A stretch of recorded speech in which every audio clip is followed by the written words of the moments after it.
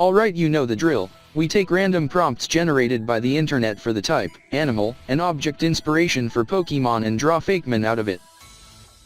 Let's begin. The first prompts I got was water ghost type, based on an eagle and a towel. This one was a little hard to combine, lol. But to be honest, all of the other prompts were a bit hard to combine.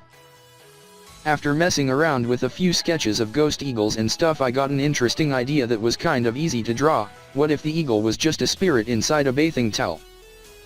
This particular spirit has a liking towards wet bathing towels, so keep it away from them.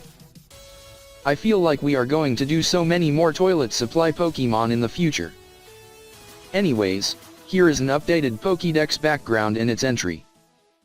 Soak Eagle, the soaked Pokemon.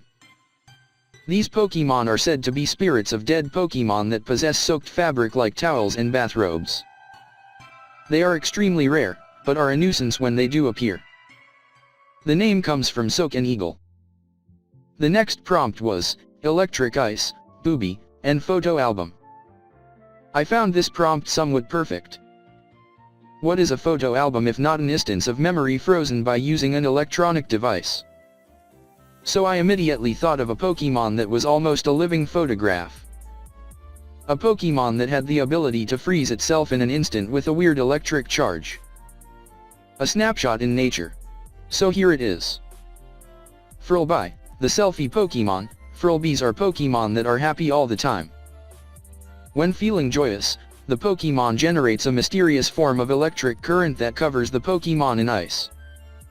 In this way they take selfies all the time. As a side note, I think that this way of freezing themselves could also have been a very effective hibernation strategy. The name comes from freeze, selfie, and booby. And finally, here is the final, and probably most important prompt of the day. This next one is a bit quirky and weird, and if you guys want, could even begin a whole new region. Let's go. The third prompts were, Steel, African Clawed Frog and Wallet. The immediate idea that came into my mind was those sturdy steel wallets that sponsor so many YouTube videos. I really wanted to have one for myself, but I couldn't afford it. It's mainly for keeping credit cards and not so much for actual currency. Mixing that with a frog was a little hard, but luckily the African clawed frog had relatively huge legs that helped it swim. I could make this part of the body resemble a steel wallet. Or something close. So I did. I took it one step further by adding something that looked like a golden debit card into it. Then came the big question, why on earth would a creature need to have steel wallets for legs? And that's where the importance of this Pokemon comes in. I couldn't find any other reason to justify the design choices I made in this Pokemon other than making it a legendary Pokemon for money. Specifically debit and credit card systems. Yeah, Arceus made a Pokemon to take care of credit and debit card systems in the Pokemon world because everyone else was busy trying to catch them all. I looked up God of Money and the first thing that came up was Plutus, a Greek god of money and wealth. You'll see that I replaced the eyes of the Pokemon with a card reader. This is inspired by the story of Plutus, because he is blinded by Zeus so that he does not judge when distributing wealth. Or something of that sort. The debit card reader is just a weird shaped horn that can sense the worthiness of a human or Pokemon for wealth.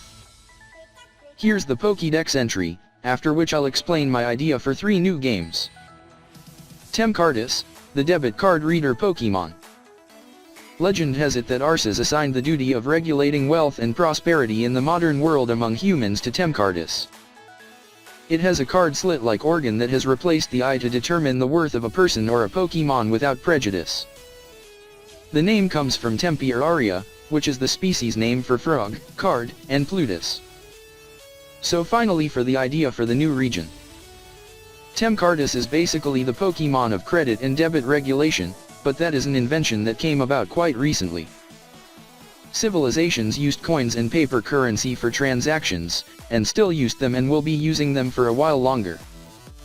So what if there was a legendary to symbolize that?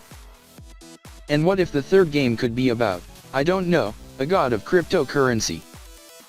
I got this idea in the toilet and I laughed at it then. Maybe it is a bit funny, but it is an interesting set of Pokemon. Here are the names I thought of.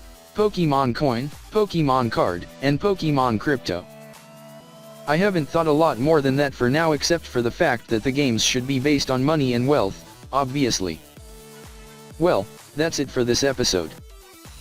Hope you liked the new format of the videos. There are several reasons why I changed the format, and I will explain them in a future video if you want to know. The most important update though is that instead of weekly, I will be uploading once every month from now. I am really sorry, but life gets in the way too much. Hope you enjoyed the video. Please like, subscribe and comment for the algorithm. We'll see you next month.